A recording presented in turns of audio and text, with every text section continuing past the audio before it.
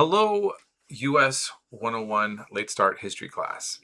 I want to welcome you to week 6. I want to apologize for um, just being behind on grading. I got sick like a lot of you've been. I guess there's things going around. And then I have a lot of other things going on that has just combining with that just made it hard for me to be where I need to be. And so I didn't have Zoom office hours last week, which I apologize. I'm going to have to modify them this week, but I promise I'll still have an alternative set soon. And then by next week, I'll be back to everything should be squared away.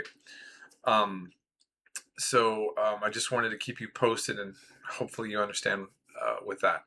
Also with late work, just want to say, most of you are communicating well with me. My official policy, if you look in the syllabus, is that if an assignment is 8 hours late, you cannot turn it in without asking for permission first. In other words, you have to contact me and explain something. Now, I have pretty much been ignoring that because I just basically want to help you all get adjusted. What I hope you're all seeing now is that I'm pulling back on some things and I'm creating space. So I'm taking away less, I'm having you do less essays in some ways, also providing more extra credit if you needed to catch up or, fix something that you were having an issue with. Okay. But having said that, I'm having some of you that have not been doing a lot of work and then dump 2 weeks worth on me. This has to stop. And so if you're going to be missing a lot in particular, and you need to contact me from now on.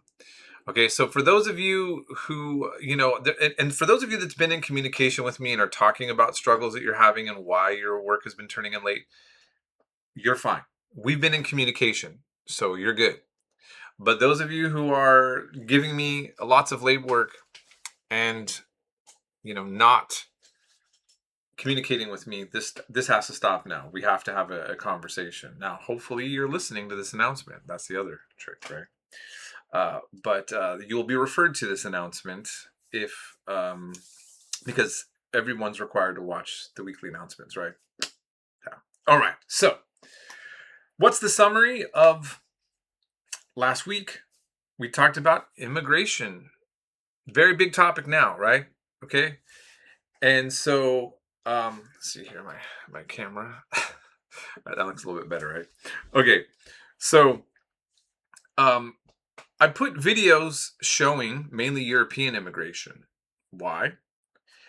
We learned that for the initial early parts of the United States, that was basically the only ones that could and become U.S. citizens, or those were the ones that had the easiest time becoming U.S. citizens.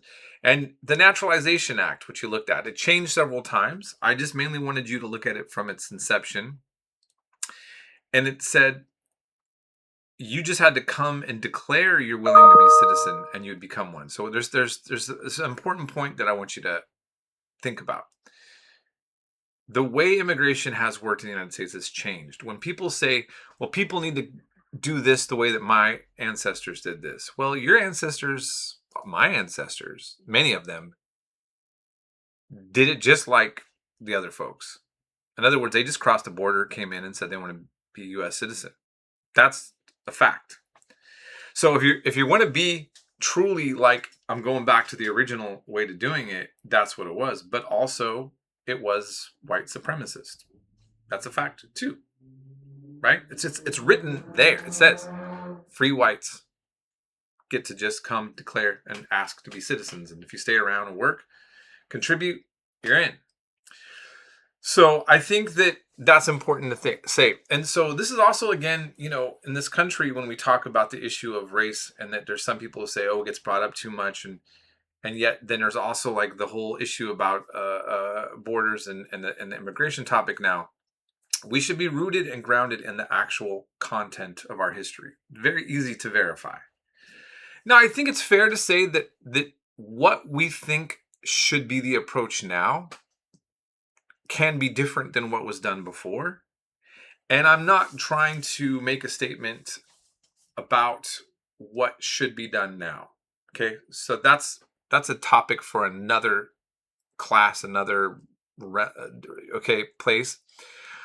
I want us to get grounded in the history, and I just wanted to mention that when people are talking about what they think should, immigration should look like now, that they should at least be well informed about the history. And so we have a history of exclusion, different ways of bringing people in, and inclusion. And so these are just important parts, and it's created a wide tapestry of things in America in terms of culture. It's been mainly European dominated, but Europe is also different as well. Just like Mexico is different than Costa Rica or Guatemala, they're different cultures. They have some roots, maybe the same religion or same language, but then you get folks together, they're going to tell you, oh, no, we're not the same. Germans are not the same as Swedes. Okay, they might be Germanic people, they might have some linguistic roots and some genetic roots or some migratory roots deep in the past. You could look, not the same people, right? Okay, so keep all that in mind. And we saw that even even though we're built as a colonial settler society, many groups said we're Native Americans. So you saw when the nativist movement was for those that have been here for a minute, right? Generationally, and said, no, we're the natives. And that's always like a debate that I just want to say that's always kind of, it takes place everywhere when there is nationalist claims of a group of people to the same land. At what point, how long do you have to be to be the original inhabitant? And how long, before, even if you're new, does it take to be one of, legitimately there? There's not a universal answer to this, but it's a debate that continues to take place. I mean, you could take a look at Palestine and Israel. At the beginning of the 20th century, the Israeli historian Avi Schleim said that the Jewish population was about 10%, and the rest were Arabs, majority Muslim, some Christian, some Druze, and then there was also some Samaritans, very small population, and maybe some Turks or something like that. But there would also be Muslim. And then in the 19th century, you have a European movement of Jewish people who have been suffering and dealing with anti-Semitism, and also a world of rising nationalism, that they go and say, hey, we've always been the original inhabitants of this land, even if we've been gone for 2,000 years. Now, why I'm bringing that up is this is a topic that goes on now, but it's not the essence of this argument, and the debate is kind of similar to the way that white European descent Americans debate about their legitimacy here. In other words, it's, if a Native American comes and says that they're going to come back and reclaim land back, some of our land, do we accept that? Like, who's the original? Who gets to claim the land? And that tension is there. And these topics come up in Australia, they come up in New Zealand, they come up in other places, they come up even in Greenland. So I'm just trying to get you all to be aware that this U.S. history also kind of spills into some of the topics of their broader histories for you to think about, okay? So hopefully that wasn't too much to throw in there on this. But I think that was an important lesson and thought and summary to just kind of look at there. Now, having said that too, as we do that, we covered the legacy of Andrew Jackson. Very complicated character. Does some good things, does a lot of bad things. And again, I think this is also the challenge for historians and what populations just don't really seem to be able to deal with. which is, there'll be times where I'll say something like, "Oh, this certain historic figure did a really good job on this one point," and everybody then dog piles me and says, "You know how bad he was, how oppressive and terrible," and blah, blah, blah. And I was like, I didn't say anything else about this leader. I said this. I mean, so for example, you could take like a world famous dictator. They could be the best artist of painting flowers that was ever known to humanity. Two things can happen at the same time. And you can say, wow, I really like that picture of that flower. And wow, that person is a monster. Okay. And, when it comes to political ideas beyond just flowers, you can have a leader that has great ideas or contributes to things in a positive way and simultaneously hurt a lot of people or didn't. I mean, you can look at the complexity of the legacy of Stalin. He's the one who defeated Hitler. Stalin is the one that gets credit for that. Stalin also industrialized the Soviet Union and made it possible for them to withstand the Nazi invasion and to become victorious. But Stalin did all these things by being Stalin and doing a lot of things that was quite controversial to this day. And that's putting it lightly. All these things happened at once and are equally true. And that is how history works.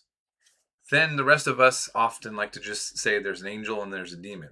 Okay. So, but anyhow, I want you to just keep thinking about the complexity of history in that way. And I think that's also like, why I like how the Zen book, that's what he's doing, is he's helping us engage with the complexity of U.S. history.